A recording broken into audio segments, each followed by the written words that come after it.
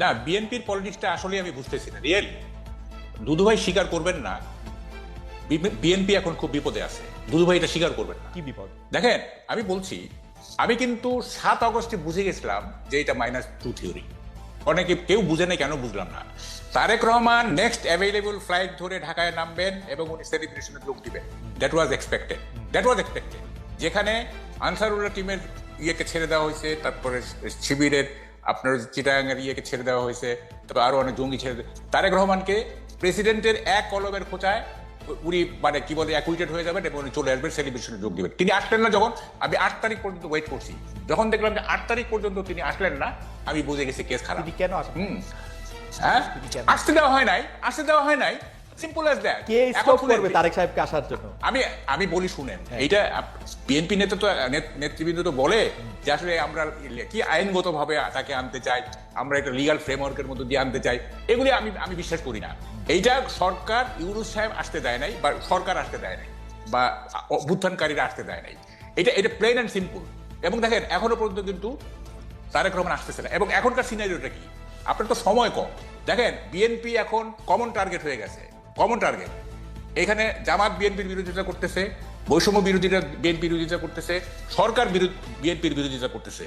এবং আজকে যে কুয়েটের ঘটনাটা, এটা খুব সিগনিফিকেন্ট, খুবই সিগনিফিকেন্ট। আমি কয়েকদিন আগে তৃতীয় মাত্রায় বলে আসছি যে আমি একটা রক্তাক্ত বাংলাদেশের ক্যানভাস দেখতে পাচ্ছি, একটা রক্তাক্ত বাংলাদেশ। এবং সেইটা আমার এই প্রেডিকশন ভুল হওয়ার কথা। আমার কোনো প্রেডিকশনই ভুল হয়নি, যাকে অত ক্রেডিট নিতে চাই না। কথাটা হচ্ছে যে একটা রক্তাক্ত বাংলাদেশের দিকে এগিয়ে যাচ্ছে। কামাল ভাই, আপনি একটা কথা, এমন একটা কথা বলছেন যেটা আপনি আসলে আগেও আপনার লেখা এটার মধ্যে ইঙ্গিত আছে, কিন্তু আমি এই কথাটার সাথে সাংঘাতিক রকমের দ্বিমত পোষণ করি। আমি মনে করি তারেক সাহেব বাংলাদেশে এখন ফিরে নাই, এটা তারেক সাহেবের চয়েস। উনি কেন ফিরতেছে না সেটা দুদুভাই কিছুটা হলে বলতে পারবে, কিন্তু বৈষম্য বিরোধী ছাত্র আন্দোলন বা ডক্টর ইউনূস তাকে ফিরতে দিতেছে না, এই ক্লেমটার পক্ষে আপনার যুক্তিটা কি? দেশ চালাইতেছে এখন বিএনপি, প্রত্যেকটা জায়গায় চাঁদার থেকে শুরু কইরা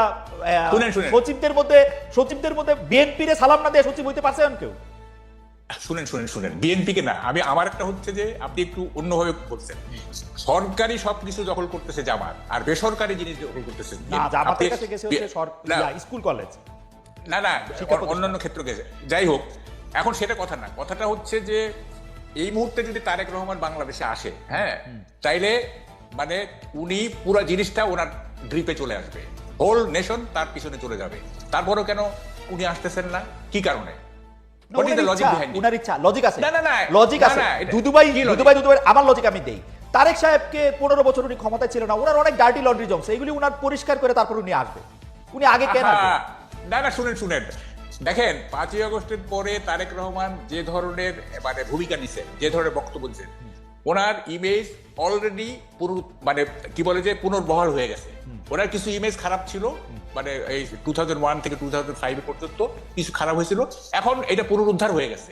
এখন আর উনি কেন ওয়েট করবেন, আমি তো এটি বুঝতেছি না। হ্যাঁ, উনি একটা ডেমোক্রেটিক পার্সোনালিটির ইমেজ ডেভেলপ করছেন এই গত 6 মাসে। উনি শান্তিপ্রিয় একজন নেতা হিসেবে নিজেকে মানে এস্টাবলিশ করছেন। উনি মানে এই সরকারকে সবসময় সহযোগিতা করার উনি মানে দিয়েছেন, নেতাকর্মীদের বলতেছেন এই সহযোগিতা করতে। তারপরে উনি আসবেন না, দিস ইজ এ প্যারাডক্স। এটা আপনি বললে হবে না। দেখেন, আমি ডাকসুর ডিবেট চ্যাম্পিয়ন, আমাকে উল্টাপাল্টা লজিক দিলে কিন্তু আমি মানবো না। আচ্ছা মাহকাল ভাই, আপনার লজিক আমার কাছে অসাধারণ লাগছে। আমি এটা একটু দুদু ভাইয়ের কাছে জিজ্ঞেস করি। দুদু ভাই, আপনার কাছে কি মনে হয়? আমি শুধু একটা জিনিস আপনাকে বলে রাখি, মাহকাল ভাই, এই পর্যন্ত সরকার আসার পরে যা কিছু হয়েছে, বিএনপি চায় না এরকম কোনো কিছু না। আমি খালি আপনার মনে করা দিতে চাই, এই বৈষম্য বিরোধী ছাত্রদের আন্দোলনের মধ্যে এটা হয়েছে, তারা প্রেসিডেন্টে সরাতে চাইছিল, পারে নাই। তারা সংবিধানের প্রোক্লেমেশন দিতে চাইছিল, পারে নাই, কারণ বিএনপি চায় নাই। আওয়ামী লীগের নিষিদ্ধ করার প্রশ্নে বিএনপি চায় নাই বলে তারা এটা করতে পারে নাই। বিএনপি এখন মানে কি বলে ডিফেক্টো ক্ষমতায়। তারেক সাহেব যেদিন ইচ্ছা দিনে আসতে পারে। তারেক সাহেবের বক্তব্য মানে কি বলে, আগে বিসমিল্লাহ পরে সুবহানাল্লাহ পয়রা প্রচার করা হয়েছে সবগুলি সরকারি জায়গায়। আমি তো এরকমই দেখতেছি যে তারেক সাহেব অলরেডি ইন পাওয়ার।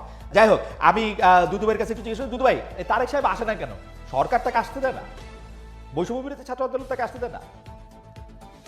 কামাল ভাই অনেক বড় সাংবাদিক, অনেক বড় চিন্তার এবং অনেক বিচক্ষণ ব্যক্তি। তো সেই হিসাবে কামাল ভাই যেসব কথাগুলো বলেছেন, গণতন্ত্রের একটা সৌন্দর্য আছে। আমি একাও যদি একটা বিষয় ভাবি, সেটা আমি বলতে পারি, ভাবতেও পারি, চিন্তাও করতে পারি।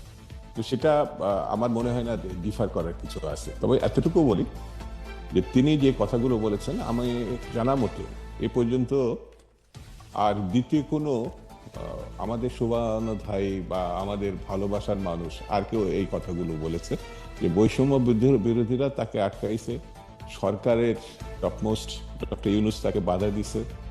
এই কথাগুলো বোধহয় আপনার অনুষ্ঠানে যদি না আসতাম আর কামাল ভাইয়ের কথাগুলো না শুনতাম তাহলে আমার একটা গ্যাপ থেকে যেত। এরকম কথাও তাহলে কেউ কেউ ভাবছে যে তিনি এই বাধার কারণে তিনি আসতে পারছেন না, এটা আমার কাছে মনে হয়েছে। তো কামাল ভাইকে ধন্যবাদ যে একটা নতুন